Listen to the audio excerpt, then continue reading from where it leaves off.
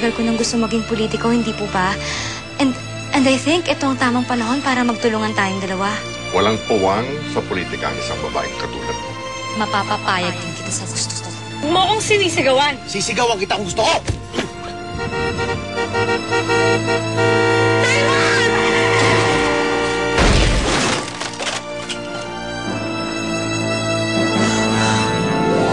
Alam mo na ang tunay na mastermind. Sino? Si Roman. Hindi totoo yan! Si Roman ang kapatid ni Roberto. Siya may gustong mapatay ka. Isa mo, habang mainit pa.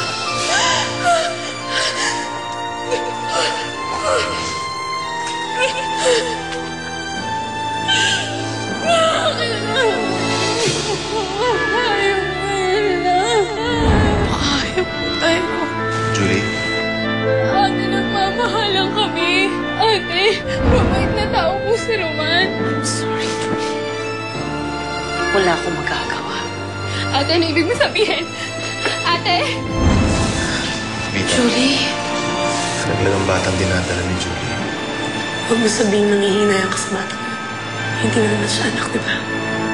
Sino ka ba? Bakit parang gusto ka talagaan? Mukhang mabigat yung pinagdaanan mo. Naiintindihan kita kung hindi mo basta-basta ibigay yung tiwala mo sa mga taong nakapaligid sa'yo. Kaya mo, kapag may kailangan ka o kailangan mo ng tulong, nagugutom ka, patawag mo lang ako, nandito lang ako, ha?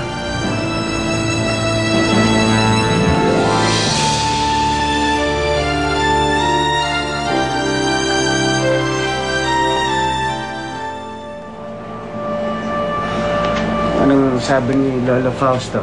Okay na ba daw? Mukhang hindi pa siya pumapayag eh. But I'm not losing hope na mapapapayag ko rin siyang kumandidato. Huwag kang mag-alala. Umayag man siya o hindi. You're always a winner to me. Ito naman, pinagpaalam pa ako. I'm so happy that we're finally married. Mas magiging masaya ka kaya kung malalaman mo na magiging daddy ka na?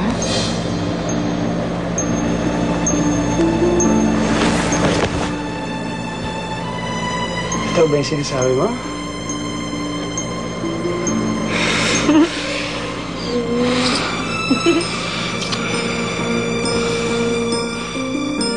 Good. Kasal na ako sa'yo. May baby pa akong pinangahawakan sa'yo. Sigurado maabot ko na ang lahat ng pangarap ko.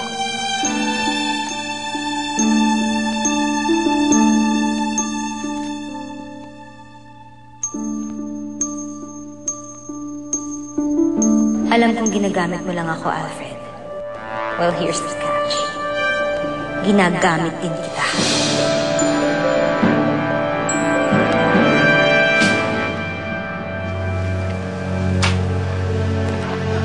Ito bang sinabi ni Evita na inuurong mo ang demanda kay Elvin? Totoo. Tinarantado ka nung hayop na yun, tapos hayaan mo siya makawala. Ayokong pagpiyasa ng pamilya natin. Maski na. Hindi natin siya pwedeng hayaang gumagala. Paano kung bumalik siya? Paano kung raping ka niya ulit? Kung ikaw ang nasa lugar niya at pinakawalan kita, uulitin mo bang gasain ako? Kung alam mo na ikaw nang rape sa akin noon. Una ang desisyon ko. Iuurong ko ang demanda kay Melvin. Hindi ako papayag. Hindi ko kailangan ng permiso mo! Bakit mo ba ako sinaktan? Sasaktan kita kung kailan ko gusto!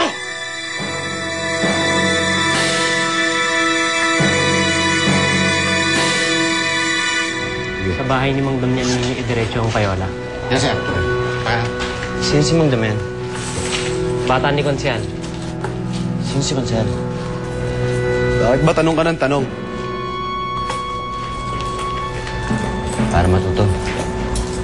Matuto o mepal? Huwag mo kami pinapaikot, Lawrence, ha? Kung nabibilog mo ang utak ni Derek, ibahin mo kami ni Juno. Matuto kang lumugar. Juno.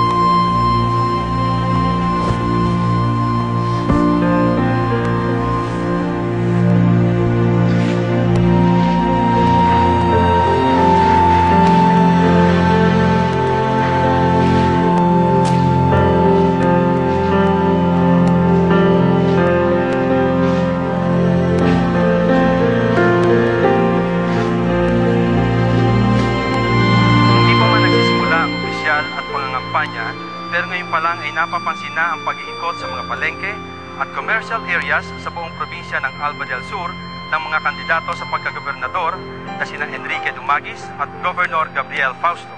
Suportado naman ng mag-asawang Villa at Alfred de Leon ang kandidatura ni Governor Gabriel Fausto. Si Alfred ang kinikilalang nagligtas kay Governor Gabriel Fausto.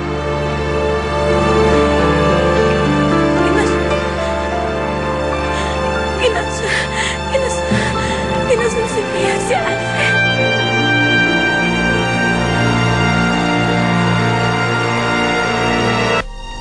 Dati siya ang tuso at mapangapi.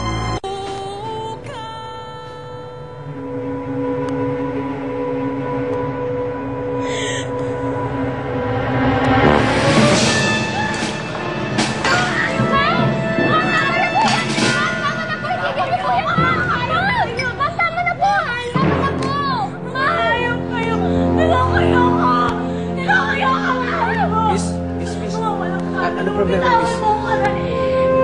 Teka lang, sandali.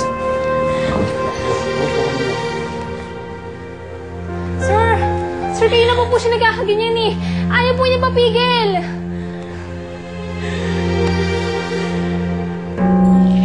Mayor Benitez, kamusta naman tayo sa San Isidro?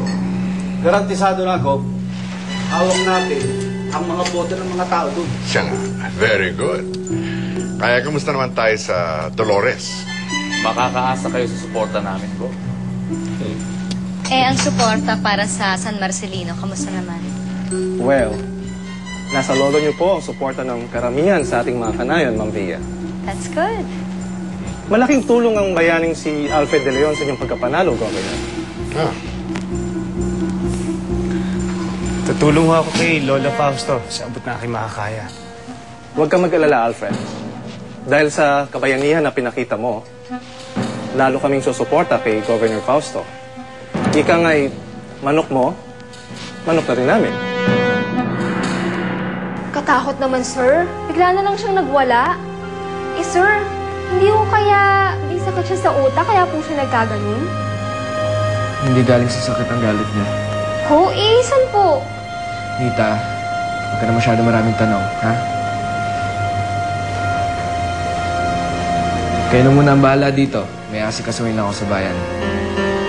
Sir, paano po pag bigla ulit siyang magwala? Tawagan mo ang doktor. Babalik naman ako agad eh. Ha? Sige po.